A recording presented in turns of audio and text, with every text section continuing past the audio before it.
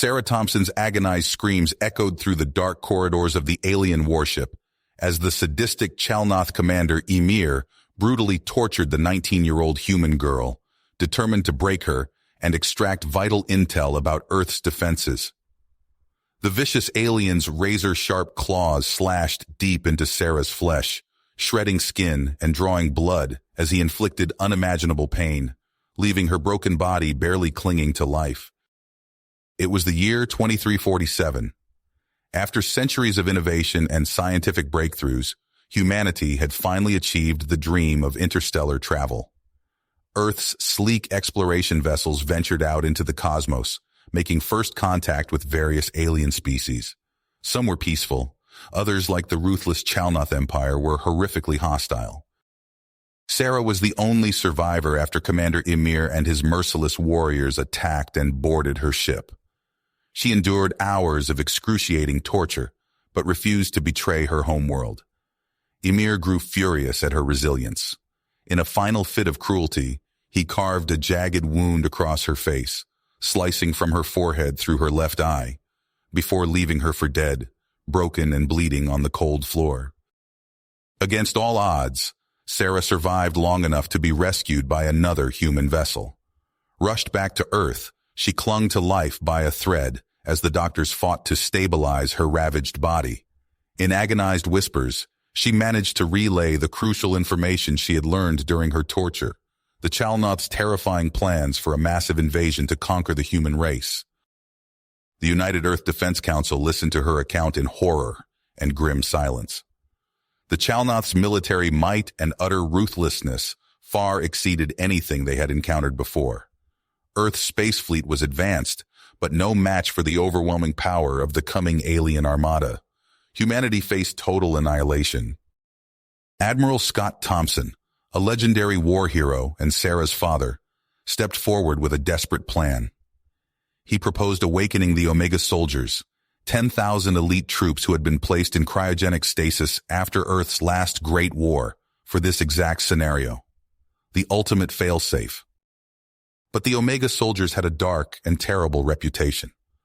Products of illegal genetic engineering and cybernetic augmentation, they possessed superhuman strength, speed, and savagery in combat. Many saw them as monsters, barely human themselves, unstable and dangerous. The council members argued heatedly, some insisting the Omegas were far too deadly and unpredictable to unleash. Others saw them as humanity's last hope. Scott slammed his fist on the table, his voice resonating with righteous fury and determination. He spoke passionately of the Chalnoth's horrific cruelty and the unimaginable fate of slavery and death they planned for mankind. Only the Omega soldiers had the power to repel them. With a heavy heart, the council made its decision. The warriors would be revived, despite the terrible risks, as humanity's only chance for survival. In a secret underground military facility, 10,000 cryo tubes hissed open, and the Omega soldiers took their first breaths in decades. Scott gazed upon them with a mix of awe and apprehension, knowing that Earth's fate now rested in the hands of these legendary fighters. They were the most fearsome troops ever born, and now the last barrier standing between humanity and total conquest by a vicious alien empire. As the Omegas rose from their frozen slumber, Scott swore on his daughter's blood that they would have their vengeance on the Chalnoth, no matter the cost. The final battle for Earth was about to begin. The cryopods hissed open, disgorging clouds of freezing vapor into the cavernous Omega Bay. Scott Thompson stood on a raised platform, watching as the superhuman soldiers emerged from their frozen slumber. Their eyes glowed an eerie blue from the cybernetic enhancements, muscles rippling with unnatural power beneath battle-scarred skin. Scott gathered his command team for an urgent briefing. Hound, a hulking brute of a man, smacked his palm on the table as Scott laid out the dire situation. The Chalnoth are on their way. We're the last line of defense. We stop them here or Earth falls. Doc, her hair now streaked with gray but her mind still razor-sharp, pulled up the intelligence reports. They've steamrolled a dozen species with their tech and shock troops. Ymir commands their lead dreadnought himself. Bastard has a real hard-on for conquest. Preacher, His once youthful face now lined and weathered, nodded grimly. I've heard the stories. They're monsters in the flesh, but with God's grace we'll send them back to hell. Scott highlighted a region on the star map, the Kuiper Belt.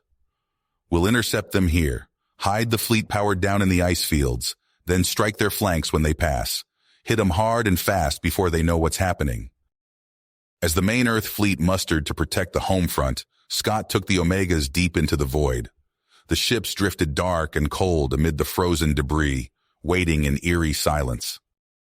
In the lead vessel's medbay, Doc prepped her neuro-implants, the delicate circuitry gleaming under the harsh light.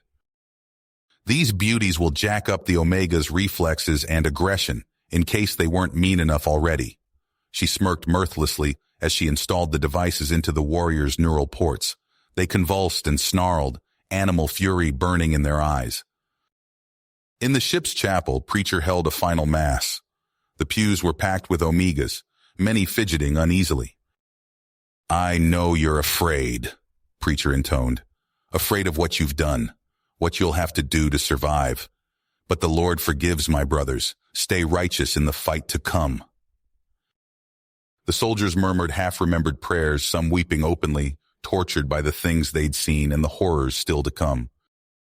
In the training rooms, Hound ran combat drill after combat drill, pushing the Omegas to the breaking point. "Again!" he roared as they tore through simulated Chalnoth troops. "Faster! Harder!" The Omegas attacked with savage abandon, painting the decks with holographic blood. Some lost themselves to the bloodlust, beating simulated corpses into ruin. Hound nodded with cold approval. Scott watched the feed, feeling nauseous. Suddenly, proximity alarms blared. The enemy had arrived. Sensors showed a swarm of jagged Chalnoth ships, bearing down on the Kuiper Belt like locusts. At the center, a monstrous dreadnought, Ymir's command vessel. Scott steeled himself, then gave the fateful order. "All ships, power up and advance. Fire at will." The Omega fleet surged from hiding, lancing out from the ice fields in a blaze of afterburners. They focused a blistering barrage on Ymir's ship, scattering the Chalnoth formation. Ymir rallied quickly, marshaling his fleet to counterattack. "Break and engage. Destroy them all." The void erupted into chaos as the ships traded devastating broadsides. Chalnoth beams gouged through Omega armor, boiling crew alive. Answering fire tore open the alien vessels, spilling ichor and wreckage into the void. Everywhere, ships flashed into brief, burning suns. Scott gunned his engines, dodging through the firestorm to close on Ymir's flagship. Hound whooped over the comm as their assault pods hammered through the dreadnought's hull. Omega kill teams plunged into the breach, met by vat-grown Chalnoth shock troops, bioengineered horrors with razor limbs and bloodlust to match the Omegas. Vicious deck-by-deck fighting erupted, soldiers on both sides torn to shreds. Hound led from the front, a whirlwind of hyper-alloy claws and sheer brutality. The battle fleets hammered each other to scrap as the duel raged inside Ymir's ship. Omega and Chalnoth alike died in droves, falling before bullets and blades and bursts of scalding plasma. At last, Scott reached the bridge, a trail of mangled alien corpses behind him. Ymir rose from his command throne with a hiss, eyes full of hate. Outside the viewport, the last remaining ships pounded each other in a final desperate slugfest. But all Scott could see was the alien commander, the sadistic monster who had tortured his daughter, who threatened his homeworld. "It's over, Ymir," he snarled, unsheathing his piezoelectric combat blade. The Chalnoth smiled a horrific shark-toothed grin. "For you and your pathetic species, ape, Earth will burn, and I will feast on your daughter's corpse." With a roar of primal fury, Scott lunged at the alien, blade swinging for Ymir's head as the commander's razor claws flashed out to meet it. Scott's fist connected with Ymir's face, the impact reverberating through the bridge. The Chalnoth commander staggered back, dark ichor oozing from his mandibles. Scott pressed his advantage, unleashing a flurry of blows enhanced by his cybernetic augmentations. Ymir's claws raked across Scott's chest, tearing through his armor, but the human barely felt it through the surge of adrenaline. With a roar, Scott grabbed Ymir and slammed him into a nearby console. Sparks flew as the alien's bulk crushed delicate circuitry. Scott smashed Emir's head against the metal surface again and again until the Chalnoth went limp, eyes unfocused. Before Scott could deliver the killing blow, his comm crackled to life. Preacher's urgent voice cut through the haze of battle. "Scott! We need backup now! Mutant Chalnoth everywhere! They're overrunning our position!" Scott hesitated, looking down at the dazed Emir. With a growl of frustration, he turned and sprinted from the bridge, leaving his nemesis behind. The corridors of the dreadnought had become a nightmare realm. Twisted Chalnoth abominations poured from hidden chambers, overwhelming the Omega teams. Scott waded into the fray, bare hands tearing through alien flesh. His enhanced muscles allowed him to rip limbs from sockets and crush skulls with terrifying ease. "Form up on me!" Hound's voice boomed over the din of battle. The hulking Omega was creating a defensive perimeter, rallying scattered soldiers around a choke point in the ship's layout. Scott fought his way to Hound's position, leaving a trail of mangled Chalnoth in his wake. Doc's fingers flew over a data pad as she rigged explosive charges. "Blowing bulkheads in Sectors 7 through 12, she announced. "That should funnel these bastards right to us." A series of thunderous blasts shook the ship. Moments later, a tide of shrieking Chalnoth monstrosities surged toward their position. Preacher hefted a massive rifle, the weapon's power core humming ominously. He stepped up beside Scott, a grim smile on his weathered face. "Ready to send these demons back to hell?" Scott nodded, cracking his knuckles. "Let's give 'em hell!" The two men stood back to back as the horde descended upon them. Preacher's rifle spat streams of hypervelocity rounds, tearing through multiple targets with each burst. Scott became a whirlwind of destruction, cybernetic limbs a blur as he ripped through the attackers. For hours they fought, the Omegas holding their ground against wave after wave of Chalnoth mutants. The deck became slick with blood and ichor, the air thick with the stench of death.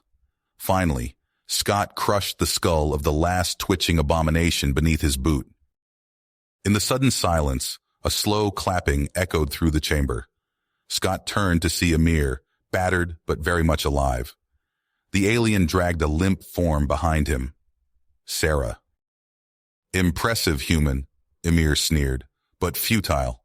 He yanked Sarah up by her hair, eliciting a weak whimper. "Surrender now, or watch me tear your precious daughter apart." Scott froze, his mind racing. Before he could respond, Sarah's eyes snapped open. With a feral scream, she twisted in Emir's grasp and sank her teeth into his arm. The Chalnoth roared in pain and surprise. Sarah fought like a woman possessed, clawing and biting at her captor. Even as Emir struggled to subdue her, she kept attacking, leaving bloody furrows across his alien hide. Scott and the others watched in shock, unable to intervene without risking Sarah's life. Finally, Emir managed to get a grip on Sarah's throat. With a snarl of disgust, he slammed her against the wall. There was a sickening crack, and Sarah went limp. "No!" Scott's scream of anguish echoed through the ship. He charged at Emir, blind with rage. Suddenly, a transmission cut through the ship's speakers. "All Chalnoth vessels, fall back! Repeat, all ships retreat!" Emir's eyes widened in disbelief. "Impossible!" In that moment of distraction, Doc struck. The neural disruptor in her hand discharged, sending Emir into convulsions. The alien commander collapsed, twitching uncontrollably. "Secure him!" Hound bellowed. Omega soldiers swarmed the bridge, clamping restraints on the incapacitated Emir. Scott ignored it all, rushing to Sarah's side. He cradled her broken form, tears streaming down his face. She was alive, but barely. "Hold on, baby," he whispered. "Just hold on." As medics worked frantically to stabilize Sarah, Scott's eyes hardened.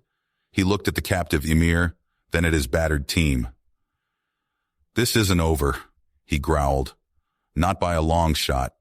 We're going to make every last one of these bastards pay for what they've done." Hound nodded grimly. "Agreed. All Omega teams report in. We've got a ship to secure." As the Omegas moved out to mop up the remaining Chalnoth resistance, Scott knew the real battle was just beginning. Somewhere out there, the remnants of the Chalnoth fleet were regrouping. And on Earth, the Council waited anxiously for news of their victory, and the prisoner who might hold the key to humanity's survival. The battered Omega fleet limped back to Earth, their hulls scored and blackened. As they docked at the lunar outposts, Scott rushed to the medical bay where Sarah lay motionless, her body ravaged by Ymir's savage attack. He gripped her hand, willing her to open her eyes. "Come on, baby, fight," he whispered. Doc bustled in, her face grim. "I'm trying everything, Scott, but her injuries..." She shook her head. Scott nodded, his eyes hardened. He couldn't lose her, not after everything. In the stark conference room of the United Earth Defense Council, Scott stood before the grim-faced officials. Holograms flickered, showing the devastating losses from the Kuiper Belt battle. "We hit them hard," Scott said, his voice hoarse, "but intelligence shows they're gathering a massive fleet to strike back. We need to hit them again, now." Counselor Chen leaned forward. "Are you insane?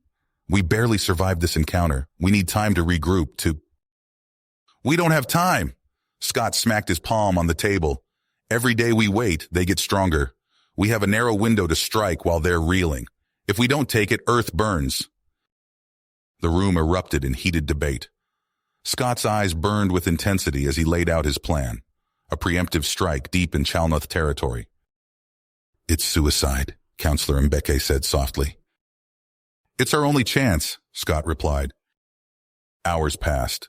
The council argued back and forth, weighing the risks. Finally, a vote was called. Scott held his breath as the tally came in. By the narrowest of margins, his plan was approved. He wasted no time. In the cavernous hangar bay, Scott oversaw frantic repairs to the remaining Omega ships. Hound barked orders as crews welded armor plates and recalibrated weapon systems. "How long?" Scott asked. Hound grunted. 72 hours, maybe less. It won't be pretty, but it'll fly. Scott nodded. It would have to do. In the brig, Ymir sat impassively as Scott raged at him, demanding information on Chalnoth defenses. The alien commander remained silent, even as Scott's interrogation grew more brutal. It wasn't until Sarah, barely conscious, spoke to Ymir that something changed. Her words were faint, but they struck something deep within the Chalnoth. "We're warriors," she whispered. "Both of us. There's honor in that." Ymir's eyes widened. Slowly, haltingly, he began to speak. Armed with Ymir's intelligence, Scott finalized his battle plan. The Omega fleet would strike from multiple vectors, targeting key weaknesses in the Chalnoth defenses. As the deadline approached, Preacher moved among the troops. His words were quiet but firm, steadying nerves and hardening commitment. "We go into darkness," he intoned, "but we carry the light of humanity with us." The Omega ships disengaged from the lunar docks, engines flaring to life. Scott stood on the bridge of the flagship, his face set in grim lines. "All ships, prepare for jump," he ordered. "May God have mercy on our souls." In a flash of light, the fleet vanished into the void, hurtling towards their destiny. Hound's team struck first, their stealth ships slipping past the outermost Chalnoth patrols. They moved with lethal efficiency, sabotaging minefields and jamming arrays. "Breach secured," Hound's gruff voice crackled over the comm. "You're clear to engage." Scott nodded, his hands tight on the command console. "All ships, weapons free. Hit them with everything we've got." The void erupted in fire as the Omega fleet unleashed their assault. Fighters swarmed from launch bays while capital ships hammered Chalnoth positions with devastating broadsides. The Chalnoth, caught off guard, scrambled to respond. Their defensive lines buckled under the relentless human assault. Scott watched the battle unfold, his heart pounding. They'd bloodied the Chalnoth nose, but the real fight was just beginning. He could only hope it would be enough. The void erupted in a maelstrom of fire and destruction. Omega fighters streaked through curtains of flak, their hulls vibrating from the constant barrage. Inside the cockpit of Alpha Lead, Lieutenant Jenkins gritted his teeth as he juked his craft through the hail of incoming fire. "All wings, form up on me," he barked into the comm. "We're going in hot." The squadron fell into formation behind him, plasma cannons spooling up as they bore down on the massive Chalnoth gun emplacements. Jenkins's targeting computer chirped a lock, and he squeezed the trigger. A stream of superheated matter lanced out, striking the alien battery dead center. The structure buckled, then exploded in a satisfying fireball. "Yeah, that's how we do it," whooped his wingman. But there was no time to celebrate. More targets loomed ahead, and the sky was thick with enemy fighters. Elsewhere, assault pods slammed into the hulls of Chalnoth capital ships, their plasma drills burning through layers of armor. As soon as the breach was made, the pod's hatch blew open, and Omega shock troops poured out. Sergeant Rodriguez led her squad through the smoky corridor, pulse rifle at the ready. The ship's internal gravity was fluctuating wildly, making every step a challenge. Alien shrieks echoed from adjoining passageways.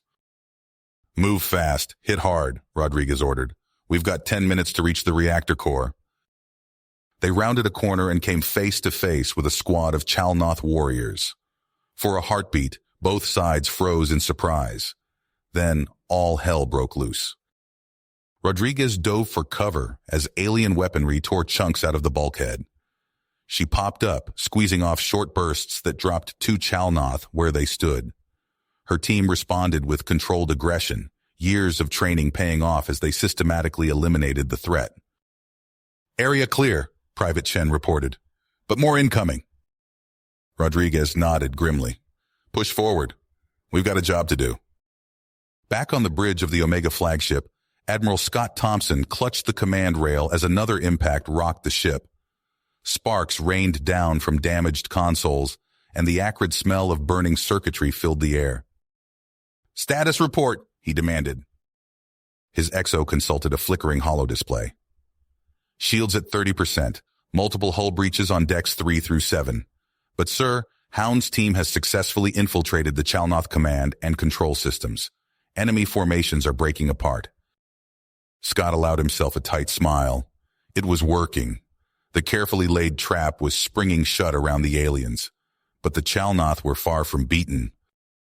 He watched through the armored viewport as the surviving enemy ships began to coalesce into a tight defensive formation. A gleaming wall of metal and energy shields jam-packed with weapons. "They're making their stand," Scott muttered. He keyed the fleet-wide comm. "All ships, prepare for—" A new voice cut across the channel, stopping him cold. "Father, I have one final mission for your Omegas." Scott's blood ran cold. "Sarah, what are you—" But there was only static in response. Then the medbay cameras flickered to life on the main view screen, showing a sight that made his heart lurch. Sarah, his daughter, rising from her bed like a vengeful specter. Medical tubes trailed from her battered body as she stood unsteadily. "I'm activating the soul Karik charge I hid inside Emir's neural implants," she said, her voice unnaturally calm. "He'll make a fine missile." Scott's mind reeled as he grasped the full horror of what she intended. "No, Sarah, don't do this. Security, stop her." But it was too late. On the screen, Sarah approached the restrained form of Emir. The Chalnoth commander's eyes widened in sudden understanding and fear. "This is for my crew," Sarah whispered, "for Earth." She pressed a button, and Emir's body began to convulse. His flesh bubbled and warped as if something was trying to burst free from within. The alien's agonized howl cut off abruptly as he exploded in a blinding flash of plasma. The last thing Scott saw before the feed cut out was his daughter's face, tears streaming down her cheeks as she was engulfed by the inferno. "Sarah!" Scott's anguished cry echoed through the bridge as alarms blared. The deck lurched beneath his feet as the ship began to tear itself apart. "Reactor breach imminent," someone shouted. "We need to abandon ship." But Scott couldn't move. He stared numbly at the screen, now showing only static. His little girl. The ship shuddered again, more violently this time.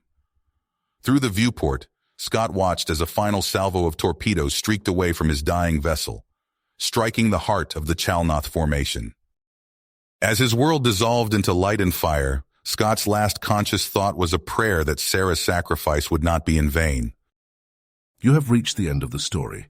If you enjoyed this story and want to support us, please leave a like and subscribe to our channel, and for every comment that says 88, I will heart every single one of them. Thank you for your time.